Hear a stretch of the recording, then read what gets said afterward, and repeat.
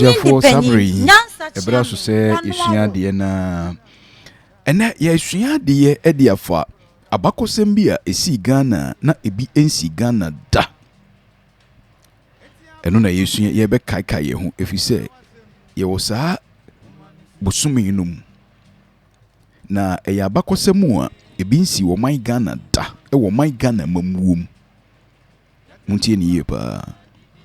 Na eye asemu esi ye no. Na eye abakosemu a edikan ewo my Ghana amamuom. Asemu esi ye no. Na eno na ye behwe ho abakosem no. Na yesua de.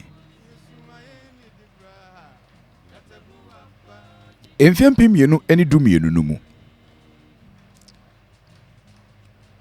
Bosumi a ye wo mu ye ibia se ya ne da na etoso aduonu nan. Mechire 24th July 2012. Uwiya mu ediko uwijina ya no honum no. Ghana nyina betemdi. Na ewiem sisa prekope ya ne binsi Ghana da. Ewiem sakra ye no beye sononko. The atmosphere of the nation, of the sky, was changed immediately. Na Ghana fana nyina obi ehu san century no na ebinsi da. Sabre no na ofre obia ewa ahomabiri fuso a na enko. No network was working. Na de ehu ye no ya fe ye nkotinkote a de te ye ne se Sabre omampani a na ote adwaso John Evans Fifi Atta Mills asumdua mpeme ho asem wa kanchene agu wa bra enkwan esija so na ne nkwan a wono ano nsoye ne bra nsoyi ne so kanchene ne gui eti ye nyanchene mfa ngune nkwan mu ani enti ye na duane anwie enti ne nkwan de ankwa wieye fi se ebra nkwan ni sija so no ena obinfo mu okunini John Evans Abonta Samuel Mills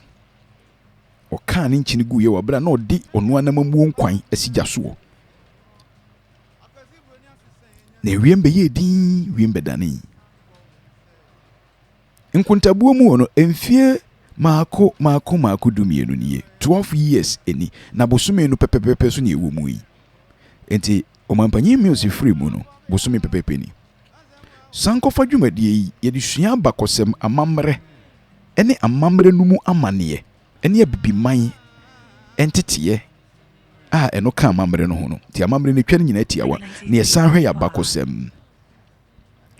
etene ye hwe Professor Mills ne su ne ban ene se de no tie ya wodi wura mamuom be ye mempani abedi akire be ye mempani no se de no tie na ye de abewie se de wie na afenfie dumienu pepepe ni a ye kai no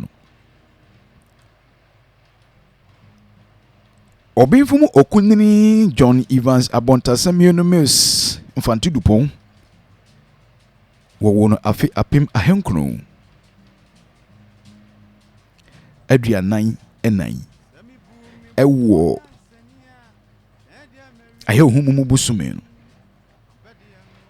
kutansa busume no kutansa busume no ne da na etoso aduonu baako enti wo busume no a ye de wo mampanye Mills sa busume no amu no san wuye eno nti hu se Ghana nyina dane Ghana nyina be ye din fi se na bribi si eche ne busume no pepepepepepepe. He was born on 21st July 1944. Afia pima henkro edua 99 okutansa busume no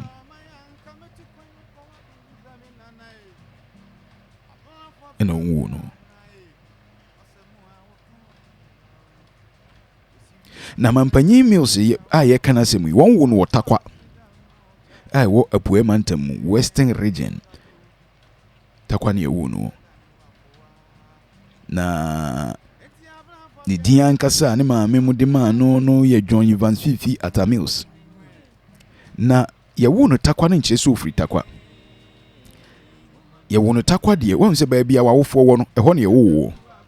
na baabi a wo nkyere se ofiri hɔ enye obi a wo no baabi na kyere se ofiri hɔ nom efise ya wofo ma kwantu ne anante enti etimi kɔ wo baabi na nye hɔ na ofiri enti ye wono takwa de nanso ofiri mfantimam ti na me frɛ no mfantidupon no ofiri mfantimam na oba mfanti a baabi a ofiri no eye ekumfi otuam wo mfantiman apoye abatoɔ mpasua no so ana mansini no mu ɛhɔ ɛna obinfum okunni mfantidupon Professor Mills ye ofiri na ohwe se de ye wo no afi apema henkura de osia miensa no mu no na kyese wakɔ Achimota school awie ɛwɔ advanced level kan A level no wo bi kura no na afi apema henkuru ade osia enso no mu no na okura ni PhD a woyɛ young man a okura ni PhD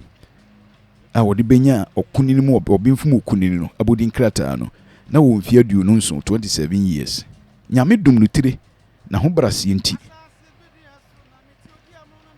na nyame ma no adwene a de sua hunu enti wono ogunya ni PhD no na o 27 years wa mananso wo sa ko school wo London School of Economics and Political Sciences okosua sikasemu embra eni sikasemu tutuyemu nimdeɛ ɛna osan sua amanyosemu nimdeɛ eni amanyosemu ni sua hunu ni ade no wode okosua kan ho ɛwɔ London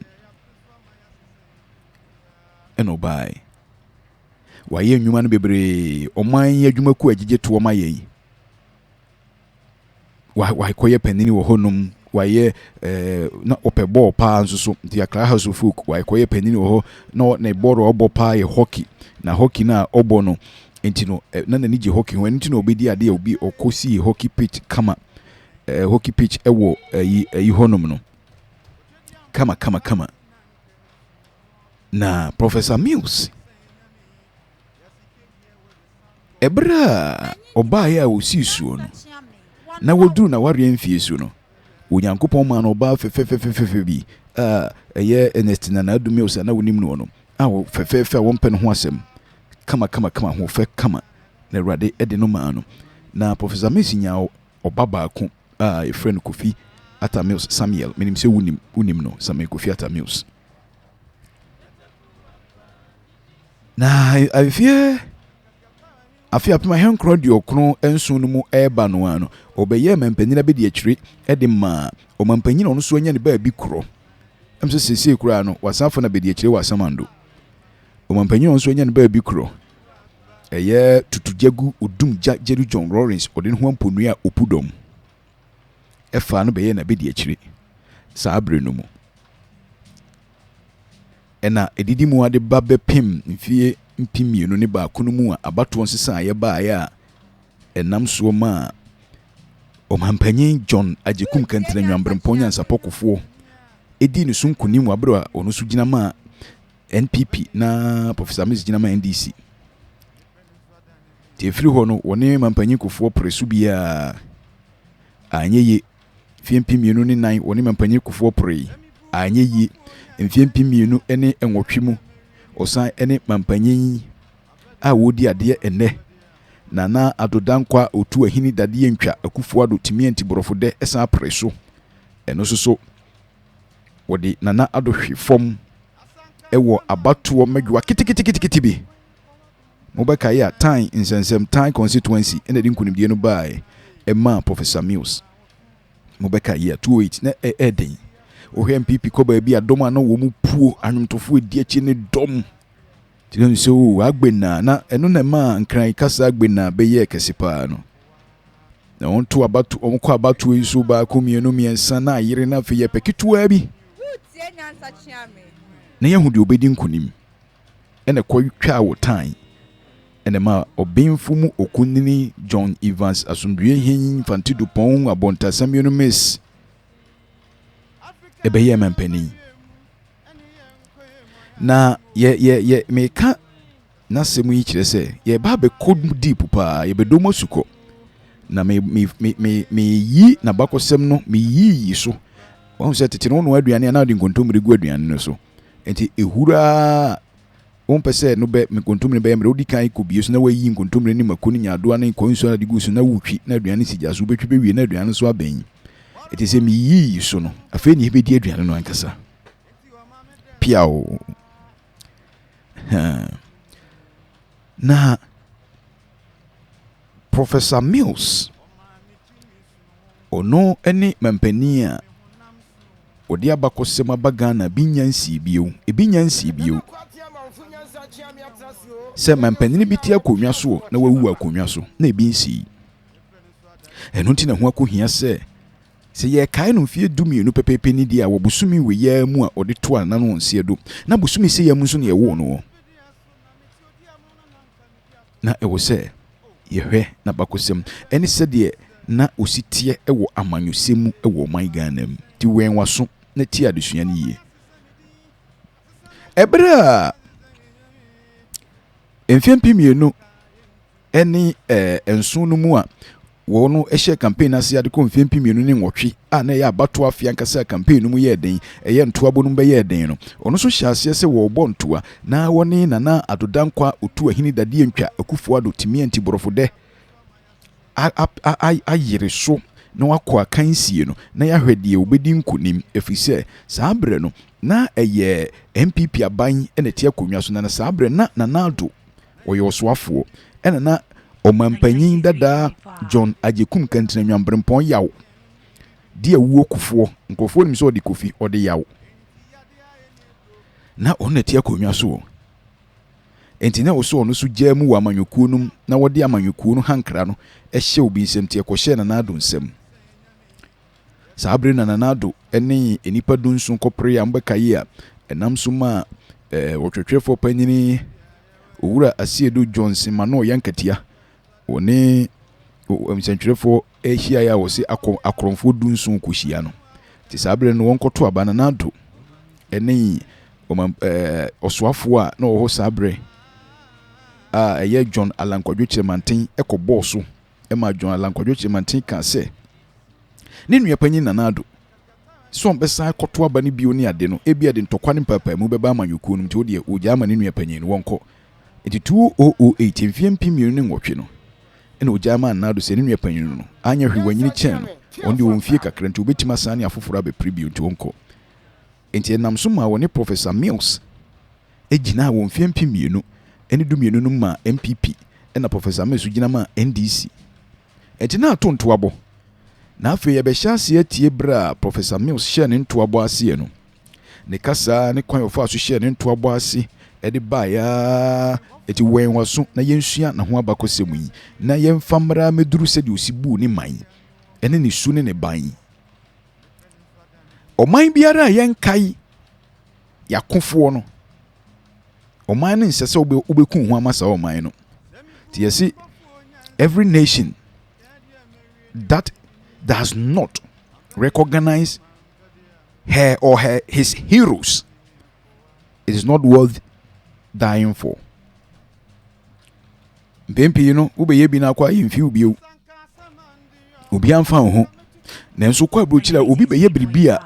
eboa wo man ana oda subampa bi adia yetumi ye no ho kai dum de esi wo ma akoda bi ahwesua ka so no so daache obeyire no so obeye bi enti ukɔbɔ rubo mu na akɔ English abrochira obi bɔbɔ David Beckham nom ene ade Cristiano Ronaldo kura won free English ho no ubon se bɔɔro bɛbɔ ntini aye ne statue so ahun ye ne de esi ho na o man Ghana de ntisa amanyosemu otan ti de wonim de ewa MPP mu no NDC ni bedi natem de wonim de wa NDC mu no MPP ni bedi natem amanyosemu nti tene yehwe obemfumu okunini John Evans abonta samienu Miss Fanti Dupont ho abakosem ti fiempi mienu ene enwotwe mu no o share campaign ase no na no den pa o hyase etototo bros no kakra yen konko tie bra o share ne ntoabo no ase no sedi o si share ne ntoabo no ase won fiempi mienu ene enwotwe no mu ya Ghana rokwan and was work when him says wa ko yin wa ko fifo mpapa sa na ya kacha na yin sam na roko sɛ ɛrebɔ kwan na waakye a nkɔntinu mfa nkɔ enyim me yɛka nye dɛ yɛntenten yɛmfa baabi foforɔ na mbɛyɛ yɛtu ihu dɛ Ghana fofa wɔpɛ nsesɛm nuanom sɛ ndɛma nkɔ yie ma wa nyɛ nsesɛm na nsesɛm a Ghana fo wɔretu dɛ ndɛma nkɔ yie ma wa enti sɛbio ebiara enti ebra o share nto abo na sense ya mo amohwe Facebook no de mo ato adi de meka nyina yeyi video no kire wo nse sabe na ne mu odu kama eno ogina so pa kama enti o share nto abo na se no 280 no mu na ho den na ne mu odu mo amohwe video no obetima hwe live e wo Facebook SANKOFA Ministries bo SANKOFA Ministries search yen e wo Facebook SANKOFA Ministries enye ministry ministries plural ministry, not ministry as singular, ministries as plural. SANKOFA Ministries Facebook share live. It was shall see our born to Fimpi no say ya na jack a crack or shall say no kuraha no appear no co door to door near day ena okasai. Na won't say na betwaba Institute for Economic Affairs I from IE a year bia won ehwese ye beto aba won ebo simpie na ye de won a ejina asi aka nyina begina so ma obi aka nani suade hu ne ntotoye a oba obeye e dia for mine sikasem ene kwan befa so agina ho enti o hyase ya na okobie no na obehu se ya na wo mampanyina odi ade sesei nana adodan kwa otu ahini dade ntwa akufu adotimi anti borofode obonse ya no wumbi na abu sakara nom ene ayarga wona ayarga kobo wa biribi no koho no mukahia no wo bo wa ha adwen edu nanado kasa no wo bo wa no be enti aye debate no okoye sahabre nyina no no nto abom na hwese obetimi edi nkonim na aye debate na okoye no o hyase ekasai ehwese se wotumi ba na nisuade hunu no sen na ebeye enti yehwe na aye debate no de di kan okoye ene se de osikasa efa na nisuade hunu ene ne nwoma sua ntotoye ne ade oba se de na opese osiye no se nanka obeye ne nwoma sua ne ade yentie no shortfall of 300. We need to do something about this. When it comes to the curriculum, now in this globalized world and demand-driven areas happen to be creative arts, French, Spanish, sciences, etc. These subjects, in addition to religious and moral education, will be included in the curriculum and then emphasized. Indeed, the Constitution stipulates that education should be progressively free. We will take steps to ensure that over a period we are able to achieve some degree of provision so that eventually we can make secondary education free. When it comes to tertiary education, we are not in favor of full cost recovery. We want cost sharing. Indeed, we think that needy but brilliant students must be assisted. And also students who study science, who study mathematics and technology must also be aided. And therefore, we propose to set aside a portion of the GET fund to aid such students. We also propose to expand accommodation and other facilities on the campuses, accede to the request of NUCS to have a modern office complex, complete the campus for Ghana Institute of Journalism, and also get together with NUCS and stakeholders. And the way obinfumu okunini Professor Mills na aye debate we nyina mu no ahyase a wo bono nto na aye debate na aduru so enti ono so kan ni so ade hunu de o nhye wo fa na obi ko bisa se na na do si obe free senior high school na nso we no se no de ono so ba won be ye ntotoye akopem ba bi a ho odin beduru na ye nhye se obi abeko school no bi free enti obe ye nhye se de betumi ama obi atumi akobie na ebra sa nhye ne nya nuru ho no mu no akoda bia ni ti ediboa no nanso oyemre ewosika fam wo na gyanom ne na wofuo mu no e so aba ne ye nhye ne ye di pia sa ankwada no so ahunu na ye di pia sa ankwada no e na kyese ono so kan ni so ade hunu na aye debate na asia no Osai ekasa kyerɛkyerɛ ensɛm edifa ne mpom din ana nkrofo ka ho asɛm sabre na omedi ade hye no nso enti aye debate na sena ya na ma kwan ma nkrofo bisa nsɛm no ɛna obi ko bisa sɛ na mpom din doctor sesɛn sɛ de mpom din sitie yi na wopɛ so obedi ade yi eba boa wo de yenim sɛ wompɛ ho asɛm woyɛ bɔkɔ na ade akonwen so tena so kai ne wo kɔ ha wo foro wo ba ne ade yi obinfumu okuni no betumi de na otena si din sɛ de munim no otena si din hwɛ ni din ɛna ɔka sei. Your doctors say about your health. Well, sorry.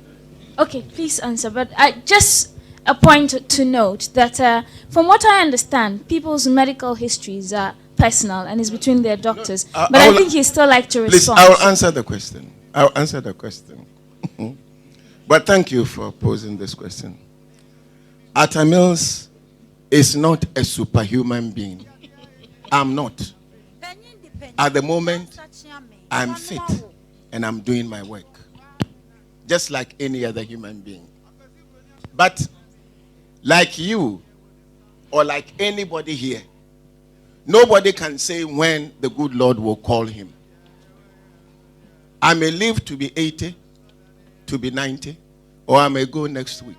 It's only God who knows. So if there is anybody here who can sign a bond that I will be alive next week,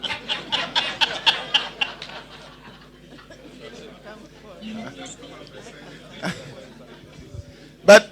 let me tell you, the doctors will even tell you, somebody comes to your consulting room, not even as a patient, but accompanying a patient. There's nothing wrong with the person. The next moment, the person is off. So I leave everything in the hands of God. Now that I'm well and I can do my job, I believe that that is enough for me. Hi. Vision 193.5 SANKOFA dwumadie na wotie na yɛhwɛ ɔbɛnfu mu okunini John Evans Abonta Samuel Mills Infante Dupont asomdwe hen ya busumi mfie dumienu ni a ofurim de enti a ama ye ne sɛ ɔyɛ abakɔsɛm sɛ wɔno ne mampanini na ɔte akonwa so a owuye na ebi nyansi Ghana mienhunu yi tie magana sesan enti wɔyɛ aye debate no a ɔkɔe sabe no nya meyɛ mampani ɛna obi ko bisa sɛ na de na doctors e kafa our health wo bonto a wo kwa wo bayi aye sɛ wo hya ase kane na wo mu odu kama na de ekoyi ɛna o se onipa a wodi dwumadie no ho kyiame wa o kyiame no kyiame hima no ka sɛ dabi yanya no saa yemisa obi mpom de ho nsɛm saa ono ne doctor ne na busua pɛ ɛna o se dabi sɛ de munim Professor Mills no na o se dabi ma me nkyere no mu ehia no nti ne wabisa na ehia na obisa nso awu hu no efi sɛ wonya twawesa wonya tiri emene nko ekoto yam enti ma me nka biribi nkyere no na menka ne sɛde o no nso so bɛte no ho ase enti wɔmfom kora wabisa ma menka ɛna o sei obra ye bo nipa bia nim da obewuo obi betima hunu obi enne ɔkyena na oni hɔ na obi kura timi de obi kɔ hospital onipa na ɔde ne kɔ hospital ɔyare no ade ba kyina nipa na wɔn yare ɔno de obi kɔ hospital kura wu na de ɔyare ne te ase enti obi mpomden ne sɛ na mpomden na wo nkwa obenyine na ɔsɛ obetimi bi kura obenyine duru 90 ana 80 obi anim da ɔno obewuo enti ne ho ɔden ɔyɛ na dwuma na ɔde yi na no nso nsɛm na ɔkan ne mu dɔ paa owura yi so brɛ wɔ mpomden ho ne ho question paa na aye debate na asia bio no sɛ mo bɛka yi a asɛmbrane baako a ɛbɛtɔ hɔ a na nkrofo ka ho asɛm ɛyɛ sɛ mampanyin ya na ɔte akonwa no so saa brɛ no mfimpimienu ne enwɔtwenum na obɛfiri so no John Ajekum yaw kantena nwambrempɔn kofoɔ o sɛ no akɔtɔ wiemhyɛn bi aba ho nsɛnsɛm bebree enti wo bibisi asɛ na wiemhyɛn ya ho nsɛnsɛm a mo yɛ campaign kura no nkrofo bi ka ho asɛm no saa wiemhyɛn no yɛse ɔhaw kura saa wɔ ho enti wo ba wobɛtɔ foforo ana bɛyɛ ne dan wobɛtɔ foforo ana bɛyɛ ne dan efi sɛ yɛse wiemhyɛn kura sɛ ahoɔden hyɛ da nim ni ade enti sɛ kɔba sɛ wodi nkunim na sɛ mfiempimienu ne nwɔtwe no wobɛforo abanwa no wɔ mfiempimienu ne nkrono no mu a ɛyɛ ɔpepɔn bosome ne da ɛtɔ so nson no a wobɛyɛ ne dan wobɛyi su saa wiemhyɛn wode bɛdi dwuma play no anaa bɛyɛ ne dan yɛntie deɛ ɔkan ne ano yi a ɔde maa no. We talk too much. The experience that we had with the presidential jet, it sat on the tarmac for years. It was sold almost as a scrap. Personally, I wouldn't go in and buy 2 planes, spend that much money at this time. But let's face it, we have more important things to do. If we do have a plane, a previous government has committed itself and bought a plane, and it's available. I come as president, and I decide I'm not going to use it. I'm going to spend the people's money to go on commercial transport. Am I not causing financial loss? Am I not misusing the resources of the country? It's true that I would not have bought it, but it's available. So what I'm saying is that let's look forward. We criticize, which we have every right to do. The final decision with the government. We wouldn't do it, but it has been done. What do? You let it sit on the tarmac for years, only to sell it as a scrap. I don't think that we are being fair to the people of Ghana. And I would want us to be very, very objective in this area. Once it is available, you are going to use it. I'm not saying that should be made available. And however, if you look at the conditions under which it's acquired, and there are problems, you have every right to deal with those problems. If there are no problems, what can you do? It was the same with the presidential jet that we bought. They made so much noise about it. They could not find any illegality about it. But yet, it was left standing on the tarmac. I wouldn't do that. And then this. Hi. Ebra aye debate na se no wonu busa no se wiemhyɛn a ho nsensema ba mampanyin kofuo wonu ekoto ye ho nsensema ba ese enye ene ade a wankasa won krofo a mo bonto a mo pese mudi nkoni mfimpi mienu ne nwotwe 2028 ni ntino won krofo breka ho asem na mo ba wiemhyɛn ye nya akoto udi bedi dwuma na eno se ye wo kwan se aban ya ade na enye ya manyuku aban ene wo ho na ya amanyuku fufuru aban ne wo a yetumi kasafa ho kire ya dwen eno so nkire se won akoto wiemhyɛ na ba yemfa ni dwuma ewo mu se chimatie bebre wo ho a na enye de na enso so ono obenfo mills ontumi nkonkofa oman ni sika enko high plane emfa oman ni sika ensan koto plane fufuro wa abra ye hia sika di ama oman na tumpon enti ewo mu se owura John Ajekum yaw brempon kofuo akoto ade na besiwa ono NDC fo no omo pe aban ma ba 208 no omo ka ho asem bebrede na se nyame ma ne di nkunim ba ane ode be ya adwuma play no ode be ya adwuma se ntumi nya adwuma mpo a obepe kwan foforo so afa ommebo man ne kan ko high plane emmebo man ne ka fi so man ne hia sika bebree e de ye adwuma foforo ohun se do sika sai na enam so manto abonu mu a ne se de oyiyi ne nsem no ano no eno na enam so ma abato no breso ye mfiempi mienu ne nwotwe no mu no ewo openima abosume de to sonso ede to aba o man no mu no abato ko so a ye to aba no to aso mbeka ye a ye to a ye nsan ko ha ye obi nyanya ye nsan ye ne asan koto ne mpire no ye wie na wo se san twan ma time for san koto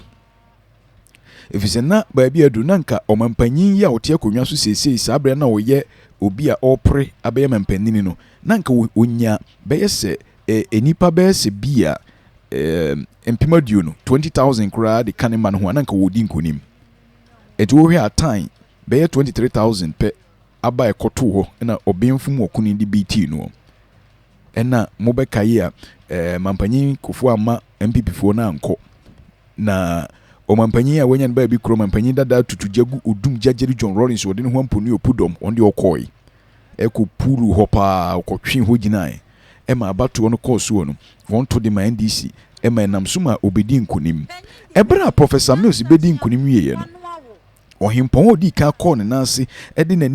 na hiasem koto nanim se ono so mwa nfa na ho den ene ne nkonwa tumi nyina nta na chi na wontumi mu oman ne yie eye otisika bere so na osei tutu aba bio eno odi ka call no hokochia no ekopa afutuo efri ne ho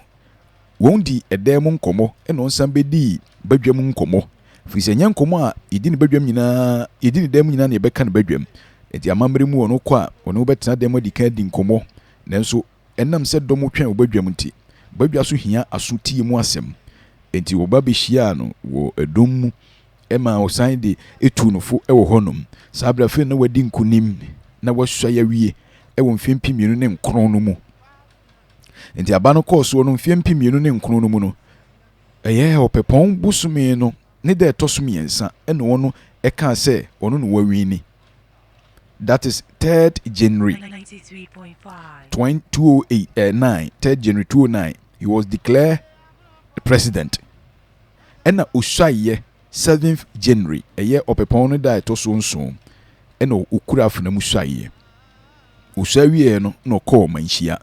na okoye no ne otu odinasem kotu otumfu anim se nyankopon na dum watima dinkunim enti oba abechia no wagye no afutu no asere na hoɔden ene na dwenkro nso de ata na achi owie otumfu so tu no fo kama na yentie bra Professor Mills ekɔ otumfu honom no obro dinkunim no ene se de osikasa ene de otumfu so ka kire no Kesi na akɔmɛ dɔnso dodo yedu beebi a ɛsi ɛfɛ Ghana no yɛde kɔ hin ebi ma yɛ bi atabi suntumi nkasa ɔno na ɔhyɛ aseɛ ebi ma yɛ bi yɛbɛtua so na mesrɛ Nyankopɔn ɔma me adwempa ɔma ma ahoɔden na mebɔ mmɔden na ma wɔn wɔdi n'anim no wɔn hyɛ aseɛ no atanasɛ no dɔm yɛma matua so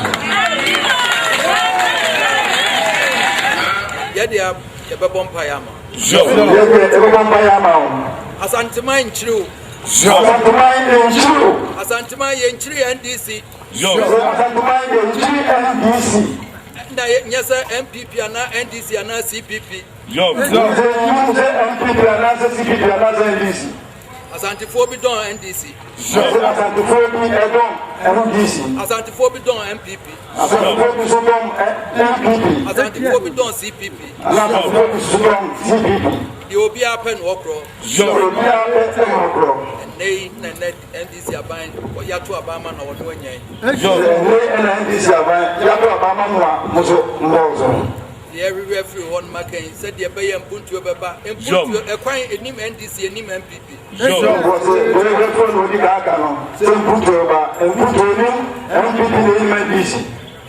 asumdwe enim NDC enim MPP naso sa asumdwe beba sanokura beba mayimu a efiri mu amukuro no amotete MPP ni NDC no mu na mbesa sa ekuro no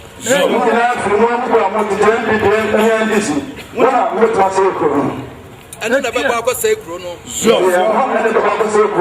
party politics no na se yanhwe ya atemdidie ne niema ewo mu empesi e bebo obi abaso obi e kasati apanyin obi e kasati obi ene ne yanhwe ye bebe ekuro no party politics na ye no na obi e kasati nyonko obi abaso na obi ya ye brade mo na baso ye kasati ene bese omo etia to aba ma na se fie na won fa me ye dru fie na no na se na dwuma ye yanso ne amonto abantia no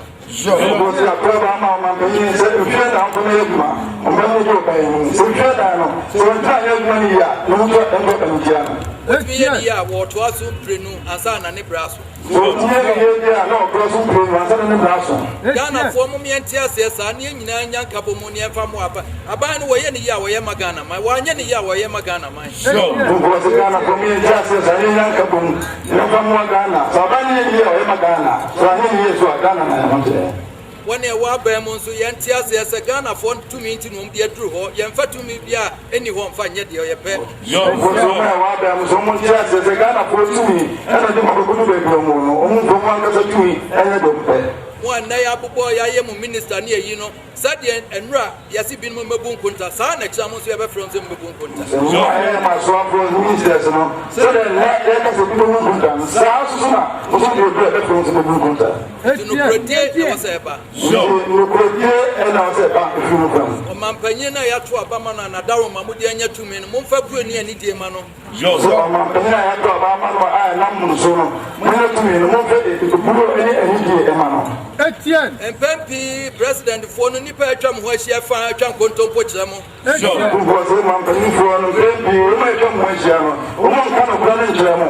MPP nipa na atwa mo ahia wɔ hɔ no fa nka no kra de wo mo pɛ de enti ye tu fu kra ye ntu ne ye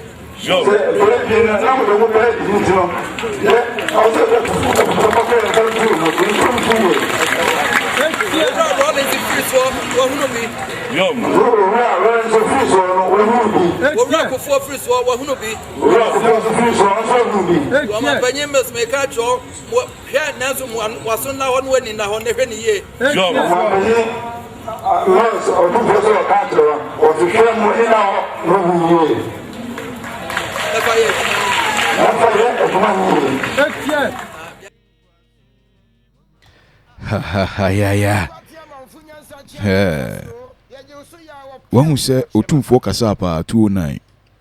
nsɛm na ɔkae no ehia manne wɔn a ɛwɔ hɔ ɛne wɔn a ɛbɛba ɔmampanyin bi ahyɛ ase ɔwɔ adwempa nanso wɔn a ɛbɛtwa ho ahyia no ɛfiri sɛ fufuo no ho nkwan ɛna ma yɛtumi yɛ dɛ na sɛ ankɔyɛ nkwan pa a yɛto fufuo no twene ɛti wɔyɛ berɛ a ɔmampanyin mills ɔdi nkonim ɔkɔɔ manhyia ɛde ne ho kɔkyerɛ otumfoɔ na otumfoɔ etu no saa afiri wabra ɔmampanyin mills wote sɛ ɔno so kasa wieɛ no na sɛ ɔmampanyin mills kasa kama sɛ ɔman no obiara bɛyɛ bi na ɔkɔ obiara bɛnti deɛ ɔno so baeɛ a ɔman yɛ ɛne deɛ ɔmampanyin Kofoɔ ayɛ koro wieɛ no ɔbɛtoa so ampampaa ɔmampanyin Kofoɔ nnwuma bi a ɔyɛɛyɛ kwan a na ɔyie ne ade ɔbɛtoa so ma obie saa adwuma biara a ɔmampanyin Kofoɔ na ɛyɛɛyɛ a ɔfrɛ ɔmampanyin Kofoɔ de ne ba sɛ me nua panyin wo na ɔhyɛ ase ɔyɛ wie such a man enti wei ɔkɔɔmanhyia enti ɔkɔɔmanhyia wi afei watena amamu adwa so enti na wɔn ɛne no di nkitaho na wɔn abisa na no nsɛm ɛde fa sikasɛm totoyɛ ɔman no gyina brɛ te sɛn ɔbaa yɛ mampanyin Kofoɔ watimi anya oil or discover oil baabi a yɛtu fa ngo nyame adom watimi akonya bi apa ho ntoma enti wohwɛ ɔman no sikasɛm no ɛnyini ɛkɔ sɛn na wɔn ɛne ne di nkitaho ebisa ne saa nsɛm no sei ɛna ɔkae. Well, let me say that Ghana has been lucky because over the years, we've attempted to lay a solid foundation for rapid economic growth. I believe that now we are at the takeoff stage, and I'm not surprised that the economy is growing so fast. When we came into office in January 2009, our vision, which we are still pursuing vigorously, was to invest in our people, to produce the right kind of infrastructure to support a strong economy, and also to run an open and transparent government. These are the main pillars that support our vision, and we've been working very, very hard at them. We are, as a government, creating the enabling atmosphere to allow investors to come in. And luckily, we have discovered oil and gas, which has enti wei ɛyɛ bra yɛ bisa no nso kyɛ na dwen sɛ ongusu wɔn yɛ ntotoyɛ ɛde afa sikasɛm no ho sese no Ghana ɛkɔ n'anim sikasɛm ho kakra sese kura yɛ sanya fa ngo a yɛtuo ɛne mframagya enti ɛbɛboa na wɔn nso wɔtimi asisi sikasɛm ntotoyɛ ɛnan no bi asisi deɛ ɛdi kan no so dada na ɛnam sɛ na ɔpɛ sikasɛm egyina nti no ɔhyɛ aseɛ sɛ ɔbɛtuatua ntokuru a ɛwɔ yɛsika pritwa no ho ntokuru a ɛwɔ yɛsika pritwa no ho yɛka ɔman sika pritwa meka the coffers of the nation so he decided to block all the leakages, corruption, where people loot and share. Enti ɔhyɛ aseɛ ɛkɔ ɔman no nnwuma kɛse a ɛgyegye toɔ ɛde ma yɛn nkanka ɛne wiemhyɛn gyinabea ɛne suhyɛn gyinabea a ɛka no port. Enti ɔkɔ hɔ na ɔpɛ sɛ sikasɛm gyina sɛ deɛ ɔdi kan kasa ɛne nti ɔkɔ sɛ ɔkɔ akɔhwɛ sɛ deɛ wɔn nnwuma ɛkɔ na ɔkɔduru hɔ no ɛna ɔhu sɛ wokɔyɛ adwuma ɛwɔ port sɛ woyɛ immigration officer na custom officer ana woyɛ national security na wokɔ port a wobɛyɛ yɛ sisi a ɛnam sɛ corruption a ɛkɔ so wɔ hɔ deɛ kɔ aban hɔ no yɛ ketewa bi ɛnkyɛnkyɛn wokɔyi wo kaa wokɔyi bibi sika a wura ha pie ha sene ha tena ha twen yen braha wayi we kura nkase ne ebegye nanso ya ye ni sei wo de saa nti obi koye adwuma wo ha kura ketu a wo mo brada wa esa amanyoni no okoye adwuma wo ha sisi ya no wasi fie watoka na teacher ni akira de a mfie aduasa 30 years na ontumi nya sikampo na katua so no he na so ne yire ne ma so wo mu ni training krofo enti de abufuo bar pa wo bra okodru port no hu se enne de ekoso port ye okoko hu ntoko a wo mu da so yoyi enne okoport a wo pe ba bi wo mbokro no pa port immigration officers, custom officers, national security, womu ya kromfo chen babia. Womu trimu so den. Fizo wanya umiyaw ti de bayan se adekode na osi fase manu. Ma na oso de manu. Na sadi woi okọ no, okokasa fa ho ewa adwuma immigration officers ne custom officers eye ewo ho. Mampanyi music an say. I'm really upset. And I think that I should let you know. I was waiting for the Anas video to be shown. And that confirmed the reports that I've been having all along. Officers of customs, you are Ghanaian citizens. You have to help us to build a better Ghana. But if this is the kind of behavior, this is the kind of attitude that you have, you are not helping us in any way. Indeed, today, I came to express my disgust and my revulsion at the way some of you are helping to erode the benefits that we are making or we have to give to our people. You are in charge of revenue. Every day we hear reports about malpractices, people collecting bribes with careless abandon, people who think that they are entitled to take bribes. How can we get rid of corruption?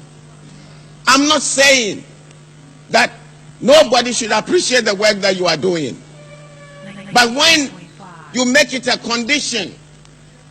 somebody should give you some money before you perform your duties. I've known Kwarteng for quite some time. I was Commissioner of Internal Revenue. And the Anas video confirmed the fears I've had for quite some time. Look at yourself. I want to talk very frankly to you. Somebody joins customs, 2-3 years, the person is putting up a building. The person owns a car. In what organization will it take you 3 years to build? And it is not the exception. It is the rule. Very often, my Minister for Finance is worried about the fiscal gap that we have. And your duty is to collect, to display transparency in the way you operate. And I'm happy with the initiative that General Mode has taken. And I give him my full support. My brothers and sisters, let me be very honest with you. If it means transferring everybody, I will give him the authority to do so. If it means changing all the people in customs, I will do so. Because we do not owe anybody anything. But I know there are good people amongst you. The good people should be influencing the bad ones. Because your reputation now has been soiled. And this is something that we have known all along. And I want to use this occasion to send a signal to your colleagues at Aflao. I'm aware of what they are doing. And very soon we'll descend on them. And then DVLA, one of these days, they will find me there.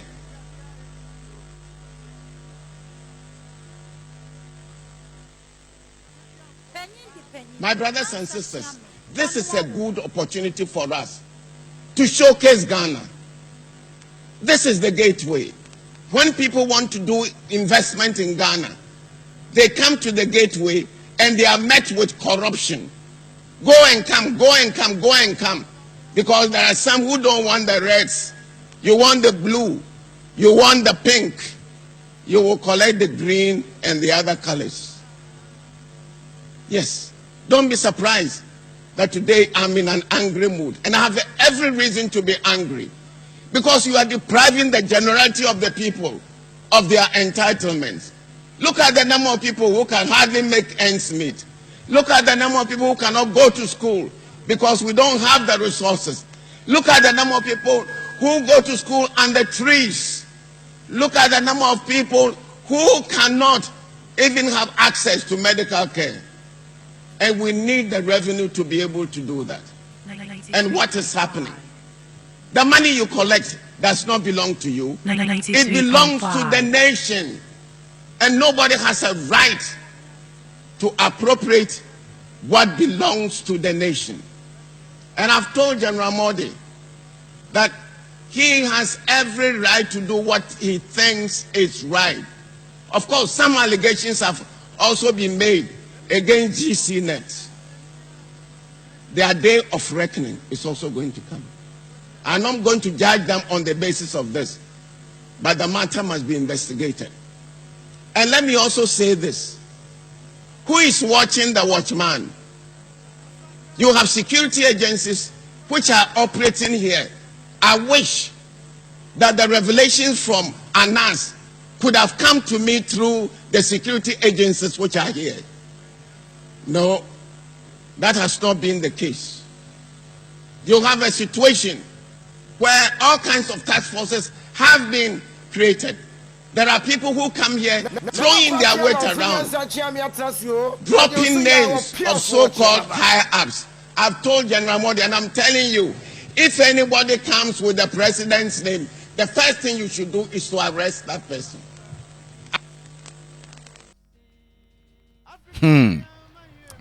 Eti what is the Professor Mills na opesisi kasem gina ne ade ntino said the na krono ekoso ewo suhyen ejina bia port honum ne ade no na okasa se ye hia sika de akosisi adan amankwada etete enua ase esua ade se sukufuo nanso mote ya sika no a ewo se ba ban ho no custom officers, national security ene immigration service na moagye na momudi sidan na adwuma ben na obekom Ghana ha mfie mienu pepepe no wapaja mansion eye dampon asi honum na eho eye won denti na wono yo no panyini na modern na odena akotoa no no wa manu tumi ama ne kwan se onipa biara oho a obechi no ambra se sedi no no onfa mra ni no ono aka se wo hu se ne bu afu pa na o se ma ne nyon wanwa se ene me bu afu sa na se me bu fu ofi se ye hia sika de atuomu ayimpon nanso mo de ha aye adwutwabea ena mo gi sika gu mu botom sika no kura na yese mo mpen kokon kese o kan 1 cedi no na yese mo pe colors de eye akukọ saade de eye habambunu ene ade ebi kura de mo pe America de no ena na obobobo so a such a wonderful man na odi ade no amu ano ena ensensem a ne apaja Ghana wonko bisa ne se obinfu mu okuni ni sese ya ugusu a wudi ade yi sa emma ne mema nna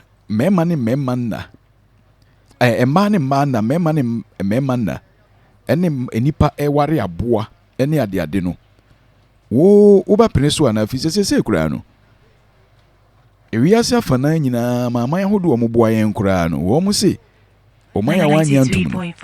bosia kura ye ma o enti wo beji atum ana se wo be ne sensa LGBTQ no say no kan I, as president of this nation, will never initiate or support any attempts to legalize homosexuality in Ghana. As a government, we will abide by the principles enshrined in our constitution, which constitution is supreme. Let me also say that whilst we acknowledge all the financial assistance and all the aid which has been given to us by our development partners, we will not accept any aid with strings attached. Eti say na okafa ho say so oba ko ware oba oberima ko ware bema oba ko ware aboa berima oberima ko ware aboa ba ne sa ne mande wonde onyi ntum da obre no na breso no da bida ono de wonyi sa ade no entum ne nyina na odi ade sabre na odi ade na sɛ mo hye no nso a na Professor Mills o kasa kakra na otama nkonyayie kakra ene aseresem kakra ene duru ba bi so no kasa na no tumi fom ema nkrofo kora fa de ya yensini nkrofo tumi fa de ya yensini na oyobia ne borofo kapa ne bibia kan nso duru ba bi abun se ya na no tumi fom se opese obo asembi a broni kan pronounce word bia ya na no tumi fom efi se ye wo fufuo ma ne fise kora abatumi bam enti onipa kasa edeniara ababebam enti okasa kakra na ebia na no fuma no no ade aya aseresem kora edu ba bi so na nsentwerefo ko bisa na asem na asem no a wo mu bisa no se eya asem a eya aseresem otimi kan sem bi na nsentwerefo atwa ho ahia nyina asere enti okọ marahye bedwafie na ebra okọ nka oman sika asem ne tebia na oman tebia kan state of the nation address so na no no ye oman no tebia afibia ye de oman no tebia eba beto oman no emfo na nim omanfo no anim omanfo no anim ya na dodo na kan timamufuo ye kan omanfo ena oman no so dodo na kan kuro emso otisika bere so bra mampanyim skosa no na otufu se ndc nyampipi mo na mode ntokwa ba no ho no manu sisu makwa mentuma eho ba bi kuro kafo mu oka se mo na mbe se kuro yi eye mo na mbe se oman enti oman enti na oni nsentwerefo hia ne ade a otai masresem ena okomra hye bedwafie na okwa akoma oman ne tebia ene se de sitie e wa afia no no a na no timi fom na ono ade aya asresem kakra na wasere enti kokoba se okomra hye bedwafie no na no kofom wo bra o kasa eno achi no san hia nsentwerefo meet the press amampanyin kofo de baaye no ono so toa so enti wo hia nsentwerefo ena nso obi kobisa ne se ya tese musimu betutu judges bi afra konwa so na imo wa kwan hodo bebre di kumokra se mba kai sa asem no a eyo wura kwabena je onyan ba bi kura sa be no ye otitena ni pandeni de ma NDC amanyoku no ena osi judges amampanyin kofo de wontaton ne ade na wo mu de asem bi akokoto a na yabu agu sa be no nso wo mba MPP fo abokro no nti wo mba chichi wona gum ti wono ba won de asem bi akokoto ebedi asem na asem no mu wo ha ensuo nim ne yakimmu na yabu agu eti ema wo ne bufui ema wura kwabena je ka se judges no omubu afu na ase asem bi de be na judge mo kai sa asem no a ena nsentwe ni bibi sanse no mba de na osi wo ye wo kwan bebre a ye fa so kum okra ena okoka judges asem so pe judges ehu abakosem ewe PNDC judge fo nsia bi ekobo wo ntuo kun na kwabena Japan o MPP na ne papa ka ho ne ade no ntino ukoka judges asem sabre no a enti sabre no soso no na owura kwabena je ko ka senti na ma nkofo abu hunti nsentwe ni bisa ne se adan mo ba ente se na no de no ana no se da bi ye wo kwan bebre fa so kum okra there so many ways of killing the cat enti sentwe ni ko bisa mampanyim e wo meet the press shi sentwefo na se yesi judges bi mu judges hu nsensem no oba ne de no se hwemanim me na me ko ka there are so many ways of killing the cat hwemanim so okra enti eduba bi so a na oyi asresem ene eduba bi so kasa na no afum kakra ne ade no na ono ade yi asresem enti bra wodi ade no eno so yenti ho kakra economy is resilient. Madam Speaker, when you are pronouncing such figures in billions, and I want to remind you that I didn't even know how to translate them into OPPPP. There is this thing going around that you are working towards the removal of the Chief Justice. How true is that rumor, and do you have any such intention to work for the removal of the Chief Justice? Thank you. Please stay where you are. Look at my face very carefully. Listen to my voice. Do I look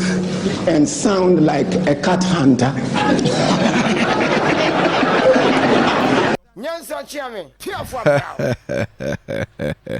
wabu no be ko bi fi agbe ene ko bi sasa asemu yi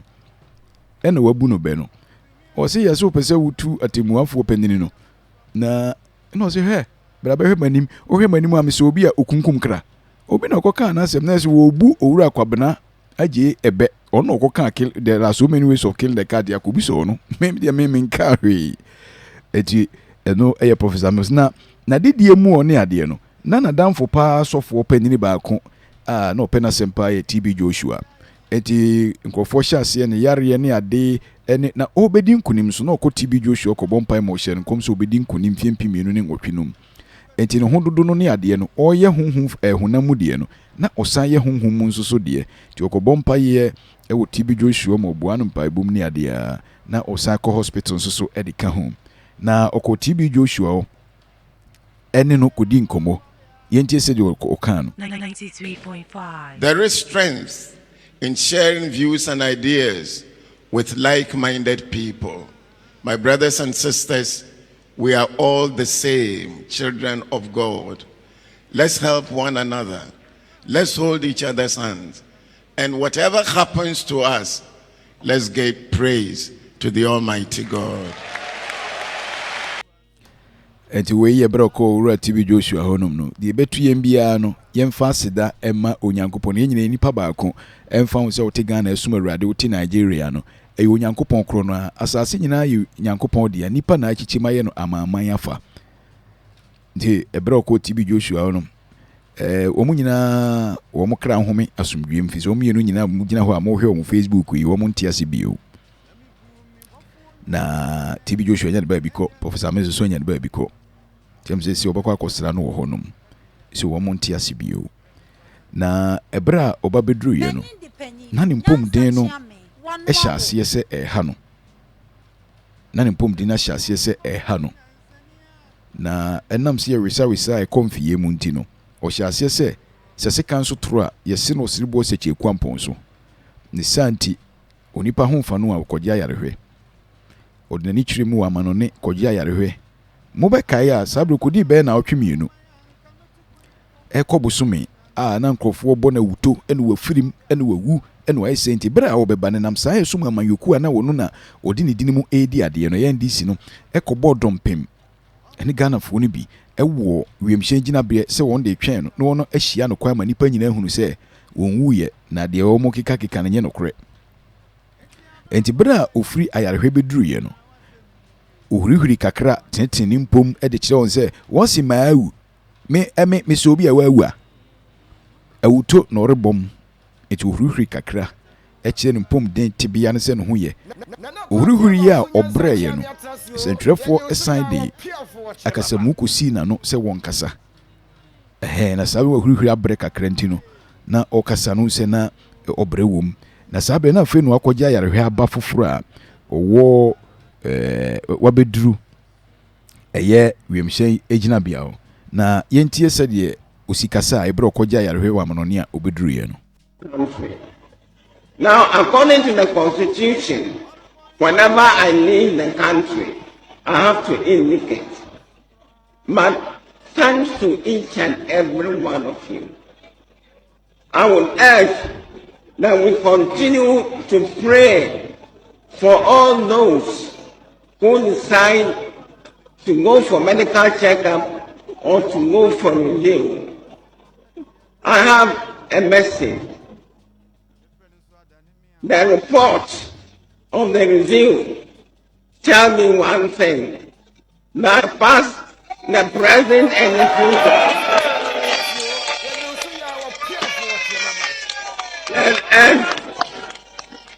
And therefore, I should drive from here to the castle to continue my work. Now, let me tell you this. Ente ubetima hwe Facebook live bo SANKOFA MINISTRIES de yi nyina video no Facebook ena mo amutie radio so ye bo amutie bos emfie dumienu ni bosumi we ya mu pepepe na Professor Mills ofiri mu ebe ya abakosem enti ne ye nne ne ho abakosem fi se ono no di kan de sa abakosem to wo se obi tim mpanyin adwa so mpanyin no ofiri mu na nsi Ghana da ti na yeye no ho abakɔsemene na we ye bra okoja ya hwewa manoni oba beduru ye no na NDC fo kɔbɔ dompem oni mampanyini abedi achi sabre ye mampanyin John Dramani won kohyia o na owie no de microphone sina no na ne kasa no na emunye fisafe no akoja ya hwe aba ti wutie no wa wotie na enumu ho no na okotna office na otete nsem ahodo ankrofo kafa no ho ne ade na wawu na wontumi yese no si no dabi oman no papa mu wo mu dodo ye nyina ye nipa baako mum yemfa nkabum ente na oman num obaako wu ye na ye den wonu ya wu ye obagye ne mframa wo home na home ana enti yemfa odo ente na no ye mampanyin de ohwe ene se MPP NDC CPP PNC PPP obia enyato abani wi a ka wunyina nkamum chichiro oman no ewo koro yemu se no kan no. It is important that we focus on the ups while learning from the downs and holding on to the things that unite us and discarding the things that divide us. There will be challenges, for life without challenges is empty. However, I am convinced that with determination, commitment, dedication, and love for God and country, we shall overcome all these challenges. Enti wei ebra na ombobo na utoni ade ofrebu chebedure no se yenyina ogidi se yenyina kabomu oman no yebetuma kwen oman no enam se fe ne ye chichirade bi ya chichire no ya fa we hye ha yiwe free ha fa we kwhya da bi meso menti ase yemfa nhyese ni ade ni ntiri ya na oman no twentwen ne mpuntu ase na so ogidi se o how bi oman nam no ye kabomu a yebetumi aduru ne nkunimdi ebuo ho ama obi atena so agye na home ni bi na enumu na busumi ya iwomu ya enam so am ye na bakosimi koduru ye eye mfiempimienu dumienu ne da na etoso mfiempimienu num busumi eye kutansa busumi num ne da na etoso aduonu enan July 24 to 2012 ye ohwa ne hu se ewiem adum ewiem asakra ewiem asesa no ho ofre obia enko na obia ntia mane bobo ne bia nanso oman na sase ne oman ne honhom ekasai na oman no dum na wia na oman no ewosoi oman no eposai na oman no ewoso wo oman na nkasa ne kra ne honhom mu fi se ne nsida ti oman no nyina ye din ewiem ye bibibia nipa ntiase na efire wienu mu akwa afa yenkote a na kasafidi ahodo ne tihwe afidi ahodo na enenam so afei na network na ba eye nkrato enwumaku ahodo no enyina sa ba bi ofise tikokra se ye Tigo Airtel Tigo anon friend Airtel no ene MTN Telecel na kane ye Vodafone ene de kika ka ho kasapa ne nyina na ofro bi anenko sabre no mu no a na afei de ede kɔ no nan ho ne yete se Sir Professor Mills okɔ office no homfa no tie nam sai so mo yeso de ne kwa yaresa no wato senti no man eda ne yi afi owuo de ne kotokoro akoa no na owuo ato no nkranta atwa no na wanya no owuo ato na tra ne aka no ama subonten ba atan anka mansan etena mu esabinum no atwetwa asiesin ama sumdue du anka esi wo man krofo kotena ase aginwunu no apempan ya anka ho asan abu ebu ya anka ho atutu agu amane hini nyina awu enkwakuku abo enkwakora wawawai ama omampanyini Mills wato owuo adwiri ne nkwakofia ama ne nkwaba yere ho atompan na semi beto odwa bosumi ya iwo mu ya mu bi ewo mfimpi mienu ene edumienu num ena neso ene san ye mfie edumienu ni ti won se asiso pepepe tina yeye sa ba kosemu yene eti akoba asa no nwumtofo ahodo keka won ho bom eye nwum bia na eka akoma yenti bida won nwum no be ye nwum a eka akoma ye mampanyimfo a we ni yenti bida na de esu nisio ene also kasafidie bi e kobeye efri dano akọ na otwe na otwe mienu ne bosumi nyina ene na oman Ghana adane na oman na dane na oman na dane na ni wuo no so sa de nkamo so ba efi se mpanyinsi owuo ese ya de na nso wuo de nkabomba se de yare ya na nso yare siesie nipa no e ba sa na yehu MPP yehu NDC bio yehu CPP yehu PNC yehu PPP na oman ni nyina ka bom na di wareho e bai manwomtofo e ka wo hu bom e bo owufu nwom e de ma no na mo be ka nwom we kakra bi etiminim se sa nwom we wo kai pa efiri ho no de na Ghana ni biara se wo ye owudifuo se wo ye oboniyefuo se wo ye otene ni o se wo ye hwan na awreho nko a kasafidi ahodo ti hwafidi ahodo nwom we ya na wono bo etina metwa kakra bi no se so ama omampanyin Mills ye kana bakosem no wu ye mfie dumienu 12 years ni eno sa wu mfie mpimienu dumienu num na se 12 years 12 eno sa wu bosomi a ye wu no mu eye July ye wu July 21st 1944 eno sa wu July 24th 2012 na de ye man ye abakosem ne se ne prince so ames e ka kire no ene se na omampanyin bia ne wa yato abama na ote akonwa so a wawu oso na esi da te be ya abakosem a na eda honum enam so ema emra hye bedwafie so kai no ma ne nua baako a ne nua kuma a ono so waka ono so de ne ho age amanyosem bia owo ho emra hye bedwafie won e kai no na otwi mu no ono so kasafa ho se ne nua panyin Professor Mills ne de wo hu ne so nipa na bra won to abama no a wodi nkunim no won se wo be kai a won to aba no won ka so wodi nkunim a wo mo enko Jubilee House honum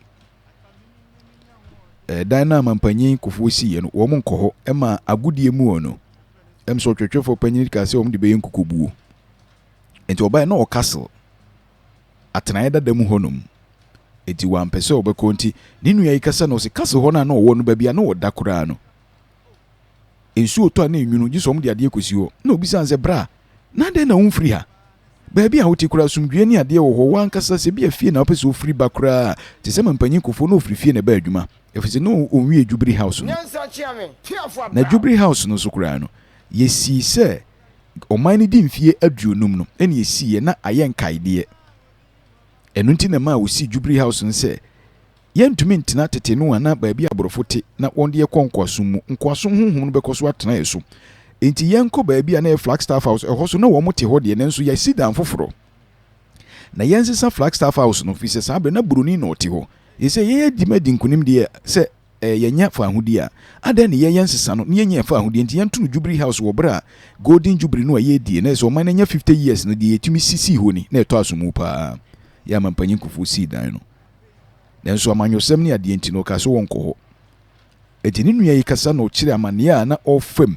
ne nua panyin Mills FM ewo castle ho no mu na otie no nsu oto a na enwunu ne ade na de na ne wontena ha yempe ba bi ma wo si da bi mempese me bo oman ne ka oman no nti na misi kwan so a afi ne ebe ye we na menko a me ba adwuma nti no na ma blocking crofo nyina se emo no ma adwuma enti metena ha ya de samia metena ha ya said ya nopa no enya afi na mbe fami fie a ne ya broki road mampanyini ba dabi obi ono koye adwuma se doctor no okoje nkwa me de me ba office enti me mpese mema me broki kwan said ye binom yoyi dabi na mpanyin si ni papa nche tini nua no echiechire said na ne nua no tie ewo na mamuo mu ono na ye ne nua nipa nim ne de na nso moja ye moja esunsuo ne sono moja enti okasa say wo parliament edifa ni nua no ho ayi na otwia. Today is my brother's birthday, and when it comes to his achievement, I think I will allow other people to talk about that. But one of the things that struck me when I used to be there with him was his bedroom in at the castle used to leak whenever it rained, and we would always complain to him, brother, why don't you move out of this room? Whenever it rained, we had to put buckets in his bedroom at the castle. Go and live at home and you can come to work every day. And he said, no, I do not want to inconvenience Ghanaians. Because can you believe such a busy road as Sprinters Road, and the president coming to work between 7:30 and 8 with the sirens, about 10 or 12 cars and about 5 motorbikes blocking the road for the president to come to the office. And in the evening, also going through the same thing. No, he didn't want to inconvenience Ghanaians. Secondly, the estate where he lived, Reggie Manuel Estate. This is a quiet neighborhood that he didn't want to disturb his friends, always going with all these cars going up and down. And thirdly, what he told us was, can you believe the amount of resources that we will use, fuel, security men who will follow him to the house, the amount of money that it will cost the nation, and that the savings that he could make out of that, he could use it to build boreholes or to build schools. Big brother, happy birthday. Now, it's interesting that after your death, so many things are coming on. I just hope and wish that Ghanaians will focus on what he did instead of how he died, because it's none of anybody's business. Thank you very much, Mr. Speaker. Asemnasi. We eye ne nua kuma na wokasa na wo chechire se na me chechire mu no na ye kae no mfie dumienu pepepe ni wobusumi yi mu a odi efri mu no e na osine nua no so nipa de na wokase anopa bia ye ba adwuma na obehwe na president ibo ne yakofa ka tin na sanso be ye dumienu ani du kasi be 15 12 10 na sanso adaye nipa ba ko pe ba adwuma ntime de metna kase ha ya na maye madwuma enti no wonko fie kura otekase ho no bedidi a momam bibi ni obey bibi a he momam bibi na ni if you say so oba adwuma Sprinters Road was if Ghana for a adwuma wo mo do so che mimi nipa ba ko pe so ye be block road eno pa ho so a hwe security a me de wo be ko fie abada bia ye be bo man no ka enti mamentena ha nsu obo me de na nso mamentena ha ya Professor John Evans Abonta Samuel no Messi Infanti Dupont ne ho abakosem ene nwuma obeyeye ena yaka bia chi na ne nwuma obeyeye no ne dodo no animonyam no koma mampanyin Dramani Mahama fisi nwuma o hyase bebre wanwie ena mampanyin Mahama ebewieye na oye nwuma pa na oye selfless leader. It is hard to have these people on the continent of Africa, a bedding. I just say Gaddafi.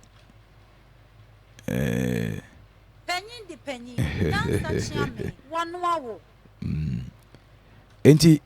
anadu suyan me de besia. Abakosem ehwe no. Na fatu tim so se ono odi kan ya abakosem obi a ote akonwa so eto abama ne se mempanini a ofri mu. Me ba onwom kakra na fe mabia homabrifu na tum. Edi obradwensem bebrew. Na yehwe na hwe so a ye de obradwensem besu fi se na ya aye da so nko na nka ye bia tum na wabaso. Na wonso so se de ye kansem pa fo obi hu no. Na ye kana bakosem wo na fin na di mu no. Na wonso wahwe. Obi si nyame na me be Ghana yie. Se wo office baabi ana se wo aban mu ana se wo ya manyo sem na se bia ade boni amoye na tra so na ze chali babi adu de ye we de ye mfa mo ma wo se nyame na be Ghana yie. Obi ti aban office baabi aban tua ne ka wonso ti wa se he nyame na be Ghana yie o masa eno ne ye ne so obi ansi dan no a obi ntoa so Ghana na ye dan ne yesi ye kikire oman ti obi a mo ase amfa dua nsisi wa wonso mfa bibi ma kikire ho na so nyame na be Ghana yie kasa wei ama oman no hwiase afi oman no ye nom no se moja ye nom no obi a twe ne straw na de si oman no nipadua no onom eti oman no mo ye din a ye nipa yi wo mu no ye tiri mo den ye ka oman a ye nipa ye timu o ena ye oman no onye obi o ba bia ye tiri mo den ye nsampe oman ni ye ye san ye niam antiase yenim enu nti na trotro kwa na wagina kwan ni mfimfi na ofa nipa o ka che no se masa kwan no wodia oman no kwan wodia onu anim si aye bus stop wo ho nyansa akwati na dwene nti no na wagina kwan ni mfimfi And never the echoes were mine. And Mabunu Nara is obia time abeto street boys. Yeah, indeed. You were street no more. Sadia we maka ho asema fietwem so aban anhwe anyen toto ye be wadwen so we aban mu nipa wodo ba ko school abuchi nti wonfa ho hwe kuntunu bia ni ho ehwan a ekafom sa street boys street girls na ye build no Ghana sisi no akora bi okora de obedi no wo o de obedie enim se street boys no nkora almost struggle ni ade enanka by obi ho ade obedie no watetem no ye ne de no ho abo won bi ene ye build won street boys no ankanya boni fi se okọ hustle no ape bia ba fi nanso binum wo mu a hustle na mana dane adesaifo so man hwe yi no man mfame ho no ya ye kesi kuro no bo a utim bi yenya akoma pa ne adwempa emfa nkyekere o man no ne be yi mampanye me usinti na bakosimo ye na ne yesu ho ade no emfa nwumu yi enhome so me basisi a wo a onso biri bi ato ye nam saa abakosimo efama mpanyim se bo ehuma ya akọ fa nwumu yi so ekyekere